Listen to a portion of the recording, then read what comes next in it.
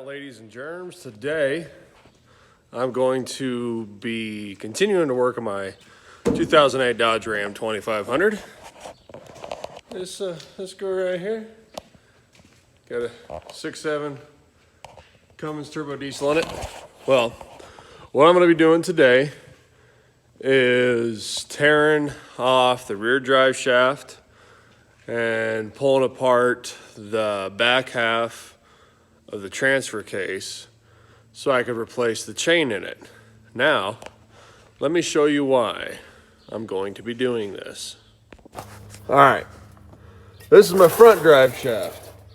The problem is this: when I put this thing in gear, I hear it make a kind of a bang, no matter what gear, reverse or drive. In neutral and park, it doesn't do it because you know your transmission's not engaged. Well, park it kind of is, but that's a different thing. All right, when I came down here to see what was moving, I could grab my front drive shaft and it tells me that there's probably slop in the chain right inside a transfer case here. Now, since I'll be taking this off, I got to take my rear drive shaft off right here. So that'll be getting undone from the axle, dropping it there, then pulling it out here. Then I'll be taking this cone off first. And there should be like a snap ring kind of thing in there. Taking this off, take that off. Unbolt all of these on the housing cover. There's a crud ton of them. After I break those loose, I'll probably sit here and drain it all. According to the manual I found, this only holds about 2 quarts of ATF plus 4.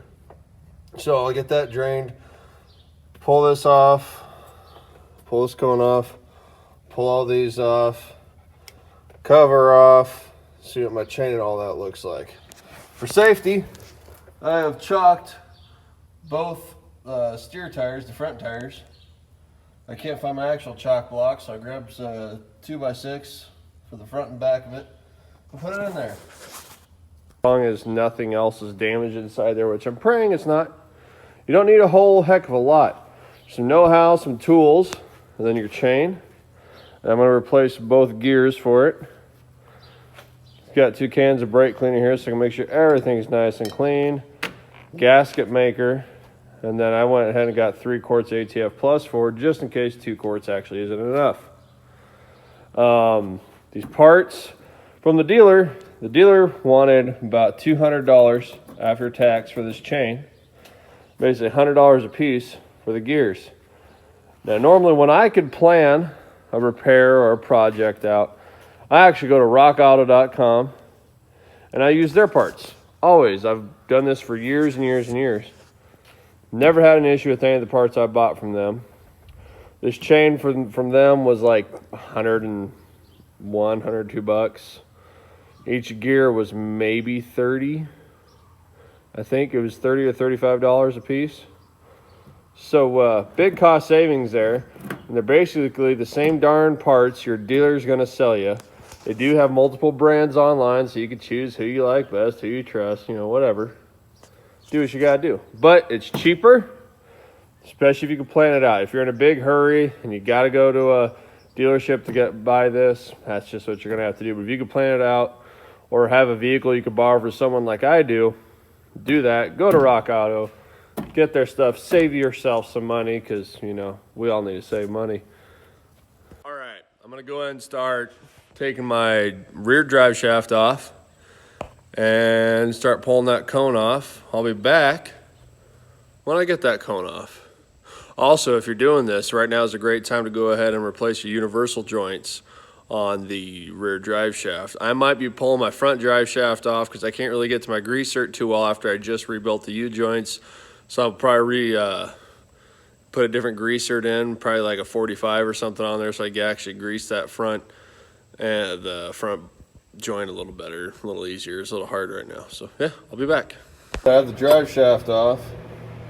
Now, what I like to do with the bolts after I get it off is I always kind of put them in a couple threads, right? Now, all you need is a 15mm wrench, or, well, I use that to kind of break the bolts loose. And then I grab my trusty little 3/8 ratchet with a 15mm socket on it and just run them right off.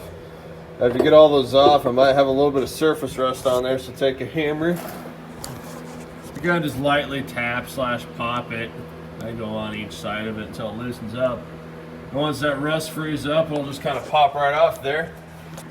And then position yourself just so you can slide it right out of there. Nothing holds it in, just slide it out.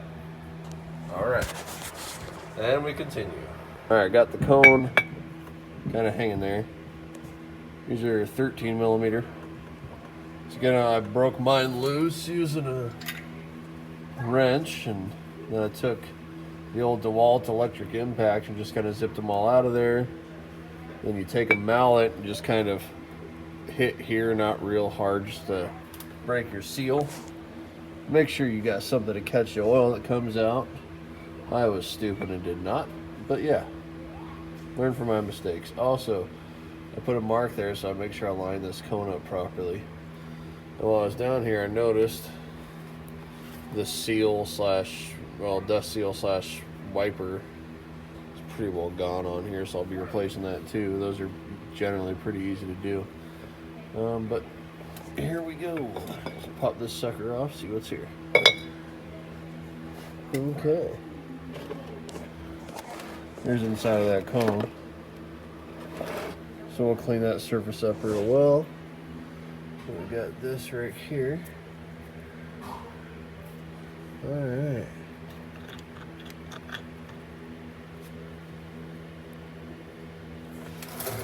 So we're gonna be taking that out to get in there. Can't see if my camera will focus, my eyes can see it. Right here there's a little C-clip thing that you're gonna want to undo. That'll help take everything out. I'll need to figure out how to wiggle this guy off there or something so I can pull this off and get to all that. Alright, I'll be back. Alright, got this piece off. I did mark on there towards the rear so I know how to face it when I put it back on. That little black piece, just kind of push it down a little bit and wiggle this back. There's an O-ring on there. You don't lose it. If the O-ring is flat or something like that, you might want to replace it. Also, when you take it off, there will be a little bit of oil in there, so have your drip pan positioned correctly. Alright. Alright. Now before I went, pulled that locking ring out. Kind of that brown colored one there. I actually had to go buy a set of these. Forgot to pick one up the other day. Special type of snap ring type pliers. They're made to go right here. Then there's little pointy parts on the locking rings. Well, basically this just helps hold it. See how it's kind of got a tread on it. That'll help pull that off. And I also drained it at the same time.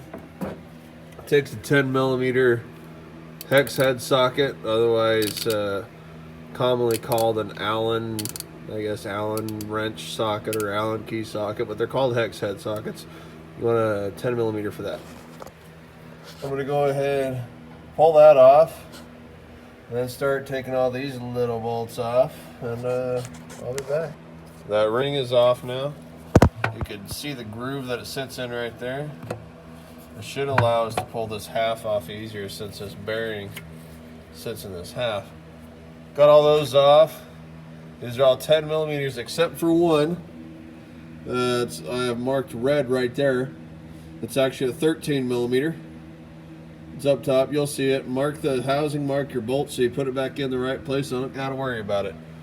Broke them all loose with the ratchet 10mm socket. And then I took the old electric DeWalt impact, just zipped them all out of there. Now I'm going to get this housing half separated from here, and that factory silicone's pretty good stuff, so it'll take a little bit of finagling to get it all split apart, but I'll get it all split apart, get this over on the tailgate that I'm using as a makeshift bench right now, and we'll keep going. Stuff is off. It took a little bit with just light tapping with a pretty darn sharp, narrow chisel to get it to start to split, and then I just kind of took a very thin, let's see if I can find it real quick, wherever I put it, very thin little screwdriver, little bitty flathead here. Just kind of start giving a little pressure, you know, all along there, popping it up, popping it loose. And since I took that locking ring out, I was able to keep this whole setup in here without fighting it, trying to pull it off. Because if I left that ring on, that case and this would have had to come out at the same time, which would be a real pain in the butt. Now, we have another locking ring on this gear right here that will pull off. And then there's also one right here that will pull off. As you can see, I got quite a bit of freaking slack in my chain here. That would be why. I mean, let's see here. If I could do this, it'd be kind of neat to see. I'm gonna grab the front drive shaft. Oh yeah, that's definitely my issue. Sorry if the camera rotated, I hope it didn't. But yeah, that's a lot of slack. Shouldn't be like that. We'll see how it is when the new one's put on. Snap rings off of each side. It just slides right off of there. No problem. The kind of feeling here, you know, feel all these bearings all are. If you don't feel any roughness, don't feel excessive play, they're real nice and smooth. You should be good there. This goes to my drive shaft. You kind of want to look in, make sure you don't have a lot of like metal or whatnot, which I didn't really see nothing sitting down in here, which made me happy. You got that guy. Don't lose that. Keep it in there. Bad day if you lose it. Kind of use the camera on your phone to look around, look for debris, all that bad junk. Don't lose your springs, of course. Keep this in there. If you do end up pulling this out, the shaft, no big deal to get it back in. You just kind of pick this up, wiggle it back on, and you're good to go. All right, because that yeah. So once you engage your four-wheel drive, you know, this kicks out, gets onto these, and it'll start spinning this right here, which, whoop, dropped my spring, which spins your gear over to your front drive shaft, and boom, we got four-wheel drive going. Otherwise, this piece right here, which is four-wheel drive, just sits back and chills the entire time. Only with this engaged. Even though this is not engaged to here, you'll still get movement in your front drive shaft. I mean, it's going to spin with your front wheels, unless you get like different kind of hubs where you can unlock them. But yeah, here we go. I got to go to the auto parts store and pick up some Loctite for all my bolts, and then I'll be back and putting this puppy back together. Not real bad. I'm only about an hour into this, maybe at most. Oh yeah, we'll be cleaning this up real well too, and following the instructions on the RTV sealant, which says, you know, you spread it on there, not super thick. After you clean everything, you spread it on there. I'm gonna brake clean it all too. Put a little thin layer that's even all the way around. You put it all back on, and then you finger tight all the bolts. And I know that's going to be a pain in the butt. You kind of probably zip them on until they make contact, but don't tighten them. Just finger tight it. Then you let that sit for an hour. Then it says to torque them all. And then you let it sit for 24 hours. Then put fluid in it. So I'm glad everything's looking good in here right now. Everything feels nice. Springs look good. I'm not seeing a bunch of metal debris. Just a loose chain. Now, one thing real quick, that chain was loose enough that would have come off and kept spinning, would have destroyed this transfer case. I mean, just destroyed it, and then I'd be down about 2,500 bucks. Oh yeah, bad day. All right, I'm gonna keep going now.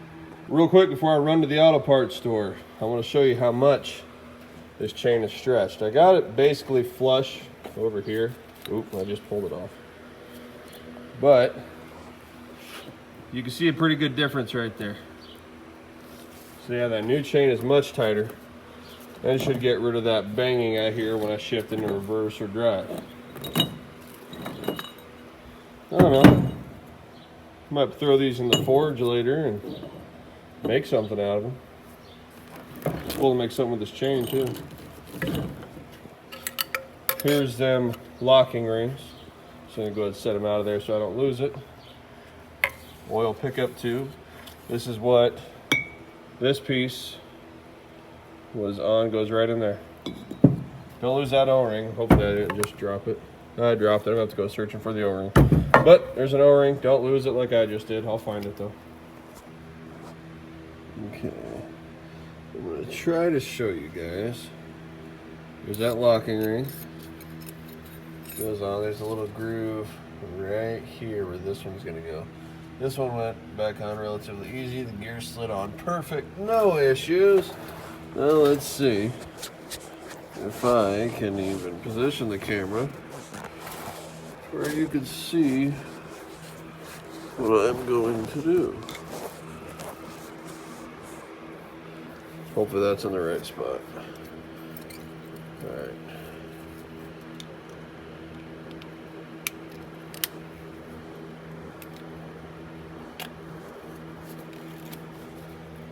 Okay.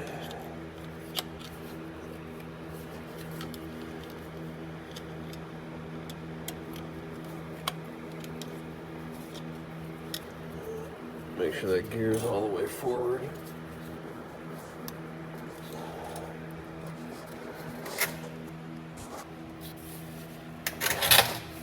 We're gonna just need a little bit of love tapping, or pushing, I should say, to get that puppy to just fall right in the groove there. Right there she is. Oh, there it went. Just like that. Now it's in the groove. I know it's less slack than it was before, but when I put that case on, it's gonna be like that. Perfectly nice and tight. Really no floppy in the chain now. Before, man, that chain was just like blah, blah, blah, blah. Now there's a little bit of slack with it right now. When it's back in like this, there'll be nothing. Absolutely nothing. That's what I'm looking towards and looking forward to. Oh yeah. Got the other half here on my workbench. I already cleaned it up. Checked all the bearings, they were all good. And I'm just gonna clean this up. We'll put a thin coat of RTV on there and put her back together. Follow the instructions, you know, kind of finger tighten, let it sit for a while, then torque it up. I gotta look at the torque specs yet, don't remember what they are, but I'm excited that that chain's not gonna be flopping around anymore when it's like this. It makes me happy. All right, got them back together. Just took some wiggle womping on it to get the case lined all that back up. Now I need to make sure that I put this back on while I'm thinking about it, but I just put a bolt in every now and again and snugged them up to where it just starts pushing the RTV out. I didn't really crank on them, I just kind of got them tight slightly, you know, just a little bit snug, nowhere near what it needs to be. That's just so the RTV can start setting up, doing what it needs to do, making its little gasket there. Because, you know, RTV gasket maker. I used high temp just because, well, hell, it might get hot there. Never know. Still got my O-ring. That's good. All right. When I do the cone here, I'll show you all how I do the RTV. The reason I'm not doing the cone now is because they had the wrong part at the auto parts store. And while it'll fit my drive shaft, it is too small to go where it needs to go in the cone. That seal, the outer race is too small. All right, well, I'm gonna put that back in while I'm thinking about it. And I might just call it a night because it's about 10 o'clock and finish this up tomorrow. Now remember, once you put this pupper on, make sure to get that tube put back in there, and also make sure that O-ring is on there before you ever slide this piece on. Then once you get it in there, go ahead and just gently push up on it. Make sure she's seated where she needs to be. If you don't do that, well, you're not going to have oil getting where it needs to go, because that tube goes down to right here. It's kind of like a pickup tube. I mean, this is kind of like, actually, this is like a pump in here. All right, guys. Here's the cone. Got the seal out. It's a bit of a pain, but they did design into the casing. There's little grooves on each side here, so you can take like a punch, kind of just tap them out on each side. Makes them pretty nice. Good +1 for engineers, I guess. Normally, if you got a seal driver kit, you'll find something that'll fit around this. So you just push it in there. Me, I do not have one. And I don't have it in my 3/4 sockets big enough, but this oil filter wrench socket fits just freaking perfectly. So I'm gonna go ahead, kind of press it in as much as I can. Then we're just gonna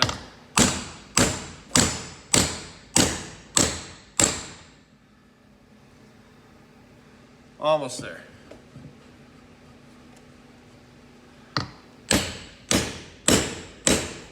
See how it sounds solid there? Should be good all the way around. I got myself a new transfer case output shaft for the rear drive shaft. They already come with grease in them. That'll help out a lot.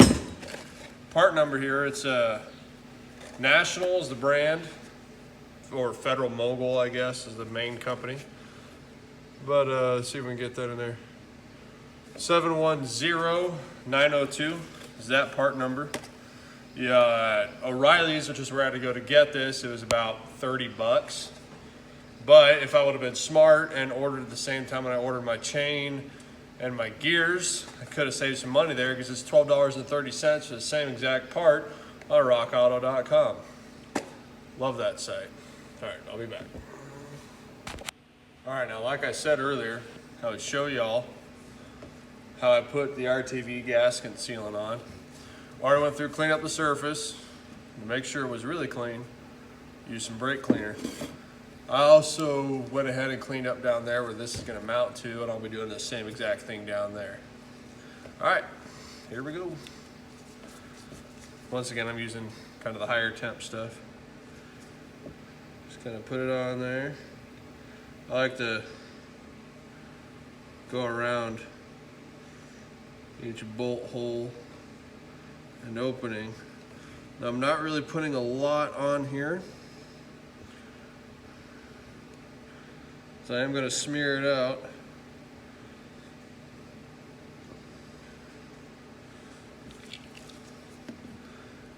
Then the same stuff is going to go on the transfer case part of this, where this cone mounts to.